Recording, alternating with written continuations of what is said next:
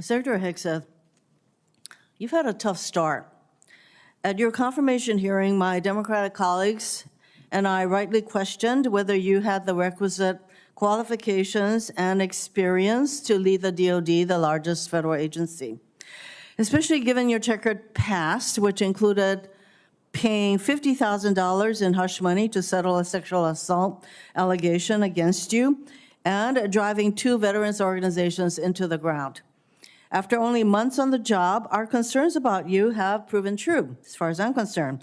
Instead of strengthening national security, you've turned the Pentagon into a dysfunctional mess. You are jeopardizing military operations and service members' lives with your unprecedented action of texting classified military plans to anyone who might stroke your ego. Leading the Department of Defense is more than just a PR campaign filled with photo ops. While you pose for cameras, Russia's war of aggression against Ukraine continues unabated.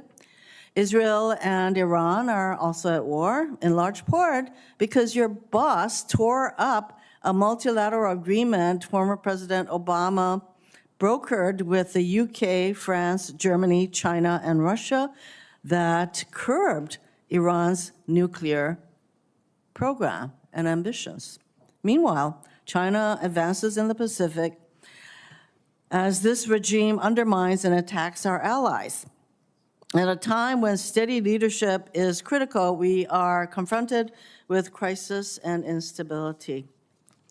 Mr. Secretary, close to 5,000 Marines and National Guards have been deployed to LA without the request or consent of the California governor or the Los Angeles mayor, Bass. Rather than calming the situation, this troop deployment is purposefully inflaming and escalates tensions. You claim lethality is your top priority. Do you plan to unleash this lethal force against U.S. citizens and civilians in LA and other cities? Well, Senator, I would reject most of the characterization of that statement, including lethality against U.S. cities, when all of those National Guardsmen and Marines have conducted themselves with the utmost of professionalism, defending our federal agents, Americans, who deserve to be able to do their job to deport illegal immigrants after the previous administration allowed 21 million illegals to cross our border. I am not here to listen to rhetorical responses. I would like to have a professional response that I would expect from somebody who is the Secretary of Defense.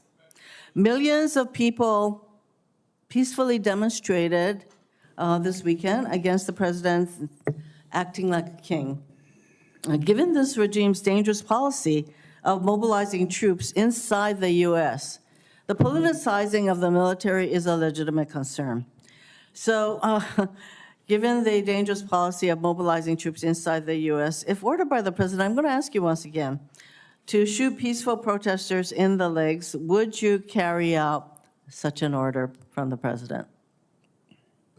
Senator, as I've said before, of course, I reject the premise of your question and the characterization that I would be given or are given unlawful orders. It's all meant to attempt to smear the commander-in-chief, and I won't fall for it. Considering that the president in his first term actually ordered such a thing, it is not a premise that you can reject. He can order it, do the same thing. So you're, again, I think you would just follow what the president. From the very beginning, senators questioned his qualifications to lead the Department of Defense, raising concerns over past allegations including a $50,000 hush payment tied to sexual misconduct claims and the financial collapse of 2 veterans organizations under his leadership.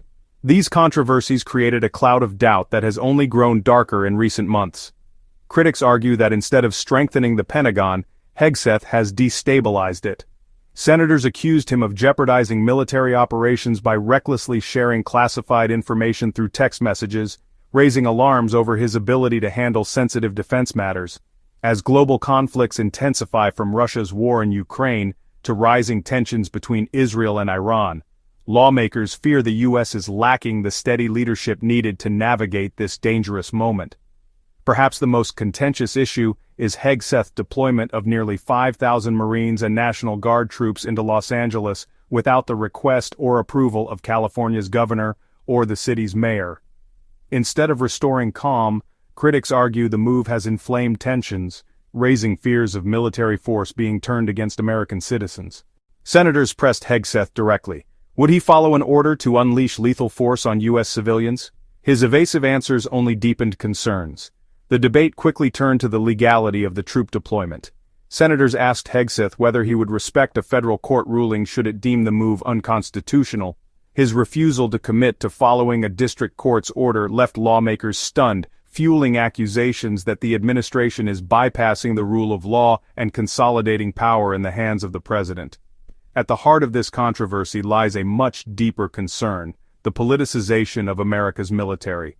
Senators warned that mobilizing troops against— I think you would just follow what the president wants you to do. Let's face it, it is not normal to call up our troops in this way, and there is active litigation against this deployment. Will you follow a court's order regarding whether or not this deployment is legal? If the court says this deployment of troops into our cities is not legal, would you follow that court's order? It's pending in the courts, Senator. Well, when the court decides, would you follow that court's order, decision? I don't believe district courts should be determining national security policy, So but you will not be following that. when it goes to the it's a Supreme Court, legitimate we'll see. Court. And unless the president decides to appeal, there you have it. So I take it that you don't consider district court decisions to be legitimate. Thank you, Mr. Chairman.